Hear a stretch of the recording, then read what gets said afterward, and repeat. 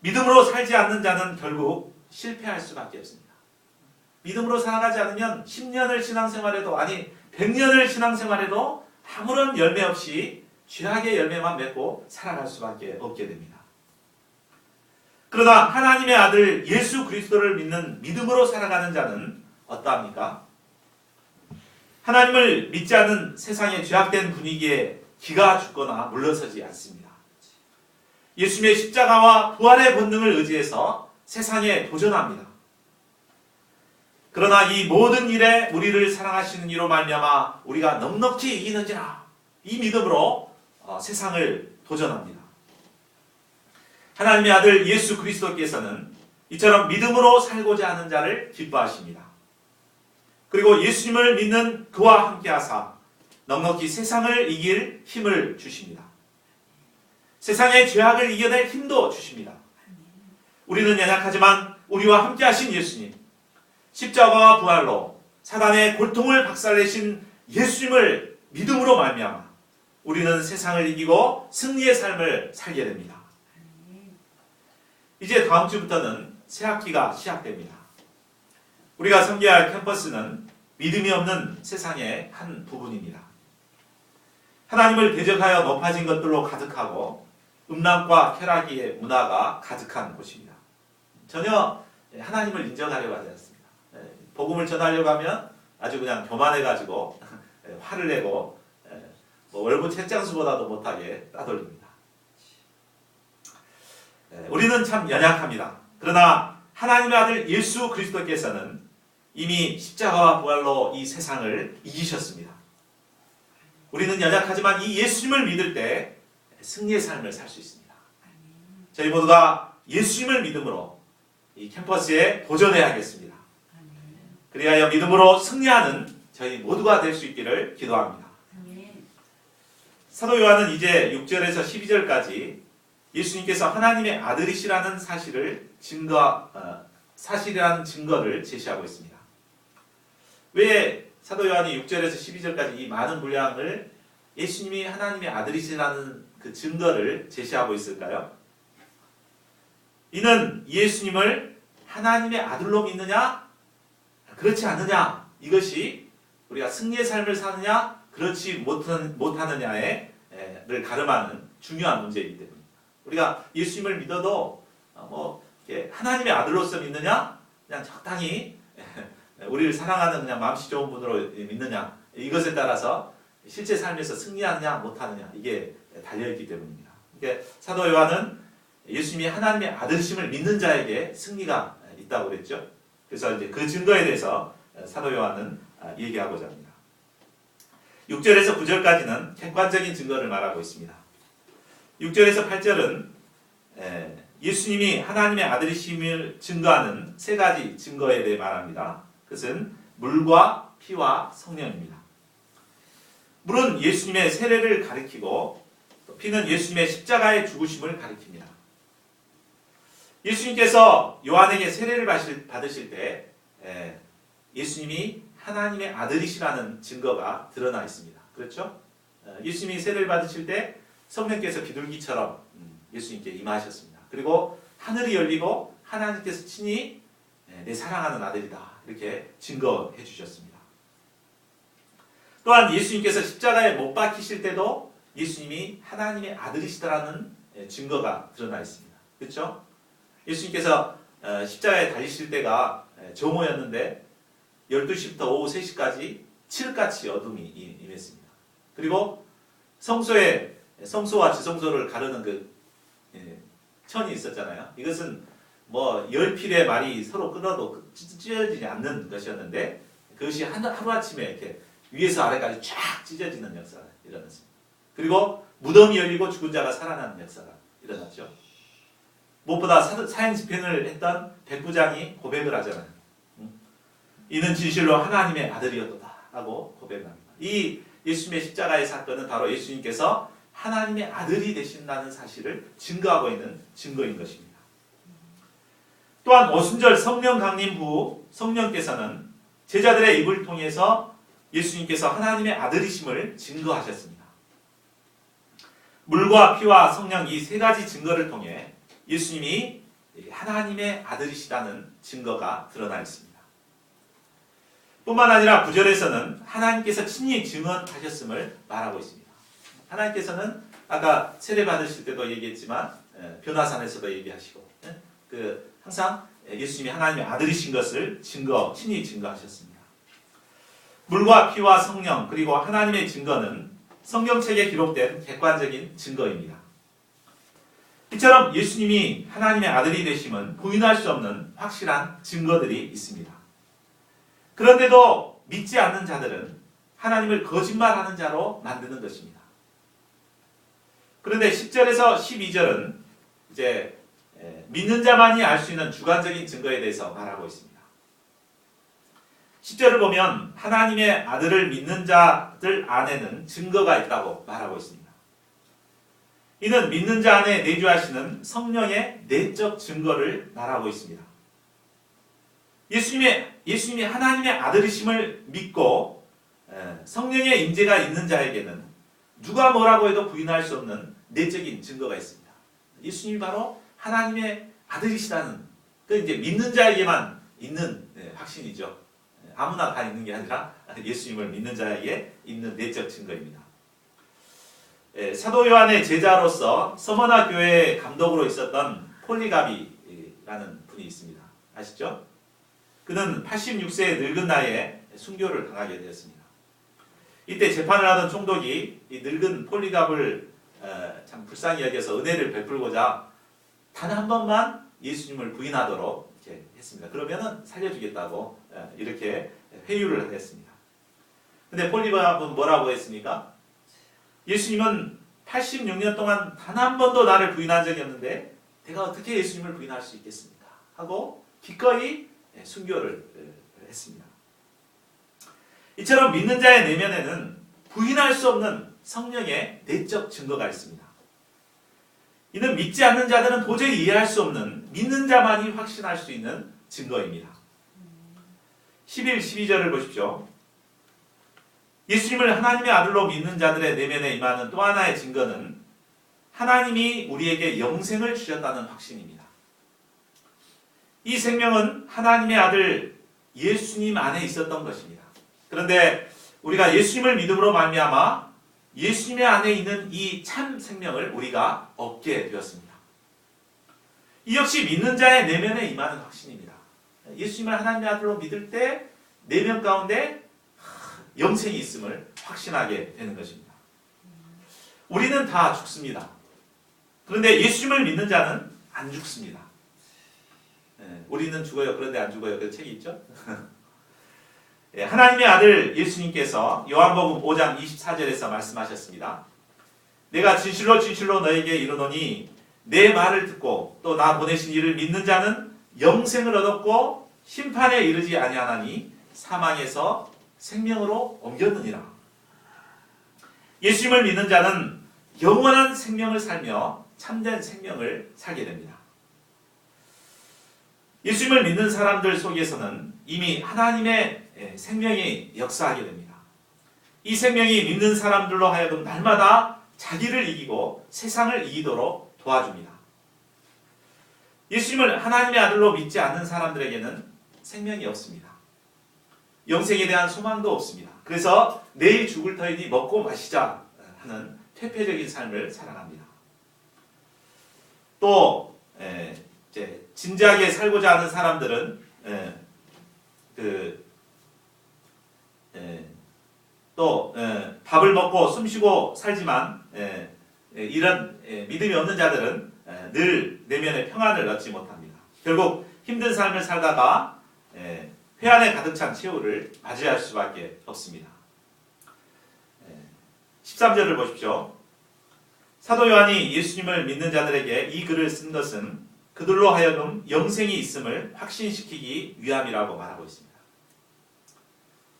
그러면 영생에 대한 확신이 왜 이렇게 중요할까요? 왜 영생이 있다는 것을 알려주기 위해서 이렇게 긴 시간 동안 성경을 편지를 써서 보내는 것입니까? 대부분의 사람들은 눈앞의 현실만을 생각하면서 살아갑니다. 고작 멀리 내다보는 것이 10년 후에 어떻게 할 것인가, 노후 대책은 어떻게 할 것인가 이런 것입니다. 그리고 그 짧은 기간 동안 어떻게 하면 잘 먹고 잘 살 수 있을까? 어떻게 하면 좋은 직장에서 좋은 조건을 가지고 이제 좋은 차와 집을 짓고 편안한 삶을 살 것인가 이런 것입니다. 영생이 없는 사람들의 삶이 바로 이런 삶이죠. 그러나 영생이 있는 사람들의 삶은 어떠합니까? 영생은 영원히 사는 거잖아요. 내세에 영원토록 하나님과 함께 영원토록 사는 것을 생각하고 꿈꾸고 바라는 사람들의 삶은 어떨까요? 이 땅에서 눈앞의 현실에 얽매이지 않습니다. 거룩한 본향인 영원한 하나님 나라를 소망하면서 살아가게 됩니다.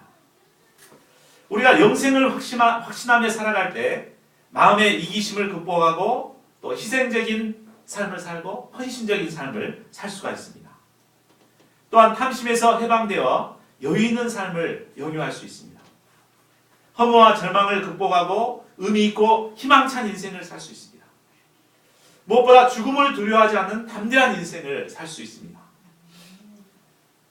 그러므로 참 사도 요한은 이 성도들이 영생이 있음을 알도록 그렇게 해서 가르쳐주고 있는 것입니다. 우리도 바로 영생이 있다는 사실을 알아야 되겠습니다. 우리가 이것을 알 때 참 천성을 향해 나아가는 거룩한 나그네처럼 승리의 삶을 살 수 있을 것입니다. 그러면 영생을 가진 자의 실제적인 삶의 모습이 어떠해야 합니까? 14, 15절을 우리 같이 읽어보겠습니다. 시작. 그를 향하여 우리가 가진 바 담대함이 이것이니 그의 뜻대로 무엇을 구하면 들으시리라. 우리가 무엇이든지 구하는 바를 들으시는 줄을 안즉 우리가 그에게 구한 그것을 얻은 줄을 또한 아느니라. 영생을 가진 자의 가장 큰 특권은 바로 하나님께 담대함으로 기도할 수 있다는 것입니다. 또한 그의 뜻대로 무엇이든지 구하기만 하면 하나님의 응답을 받게 된다는 것입니다. 우리가 인생을 살아가는 데 있어서 필요한 것이 얼마나 많습니까? 그렇죠? 우리 공부하는 학생들에게는 정말 지혜가 필요합니다. 또 좌절과 절망의 때에는 힘과 위로와 소망이 필요합니다. 절박한 현실 문제 앞에서 하나님의 도우심이 간절히 필요할 때도 있습니다. 우리가 전능하신 하나님의 도우심이 절실히 필요할 때 하나님께 나아가 기도할 수 있다는 것은 큰 특권이 아닐 수 없습니다. 그런데 하나님께서 우리가 기도할 때 우리의 기도를 들으시고 응답해 주신다고 말씀하고 있습니다. 우리가 구하는 것에 따라 지혜도 주시고 힘과 위로도 주시고 소망도 주시고 또 문제를 극복할 수 있는 능력도 주신다고 말씀하십니다.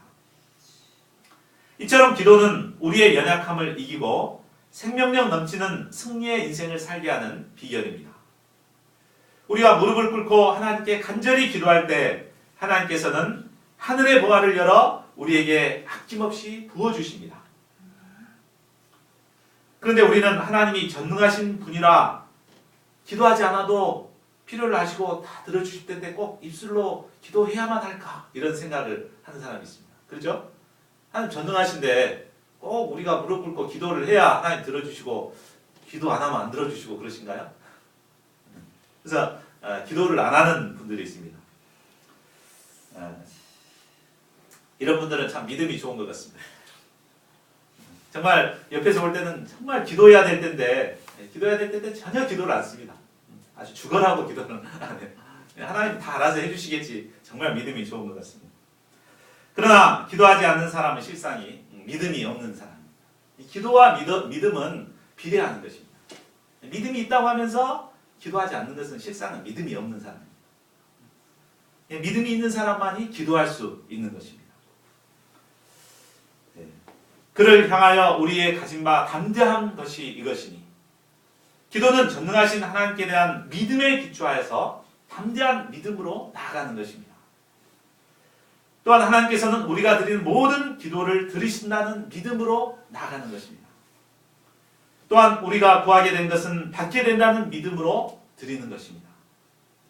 이런 믿음 없이는 결코 기도할 수 없습니다. 주면 좋고 안 주면 말고 이런 식이면 안 돼요. 차든지 하나님께서 주실 것이다. 믿고 확신하고 기도하는, 담대함으로 기도하는 것이 필요합니다. 그러므로 기도하지 않는 것은 하나님을 믿지 않는 크나큰 불신인 것입니다. 우리가 하나님께 기도할 수 있다는 것은 정말 큰 특권이요 축복이 아닐 수 없습니다. 과거 우리가 죄의 자녀로 살아갈 때는 감히 하나님께 나아가 기도할 수가 없었습니다. 그러나 예수님께서 십자가에서 우리의 모든 죄와 허물을 담당해 주심으로 이제 이 예수님의 십자가의 피를 힘입어 자유롭게 하나님께 나아가 기도할 수 있게 되었습니다. 우리가 하나님의 자녀로서 기도할 수 있다는 특권이 있다는 것이 얼마나 큰 축복입니까? 얼마나 감사한 일입니까? 저희 모두가 하나님께 기도할 수 있다는 이 기도의 특권을 마음껏 누릴 수 있기를 기도합니다. 정말 매일매일 시간을 정해놓고 이 은혜를 정말 누릴 수 있기를 기도합니다. 정말 저는 요즘 굉장히 많은 어려움들이 있지만 정말 아침 저녁으로 1시간씩 기도하는 것 지금 2시간씩 이상 매일 기도하려고 하는 참 그 얼마나 위로가 되는지 몰라요. 기도를 통해서 하나님께서 위로를 주시고 믿음을 주시고 힘을 주시고 참 기도할 수 있다는 것이 얼마나 참 큰 은혜인가. 우리가 기도할 수 있다는 특권을 정말 이렇게 잘 누릴 수 있기를 기도합니다. 그런데 하나님께서 우리의 기도를 응답해 주신 데에는 한 가지 조건이 있습니다. 그것이 무엇입니까? 그의 뜻대로 구해야 한다는 것입니다. 그의 뜻대로 무엇이든지 구해야 하나님께서 들으시고 또 응답도 해주시는 것입니다. 대개 사람들은 기도를 자신의 뜻을 관철하는 수단으로 생각합니다. 그래서 어쩌든지 주시옵소서 막 이렇게 하죠. 제발 아버지의 원대로 마옵시고 나의 원대로 되기를 원하나이다. 이렇게 기도합니다. 그러나 기도란 나의 뜻과 생각을 내려놓고 하나님의 뜻을 찾아가는 것입니다.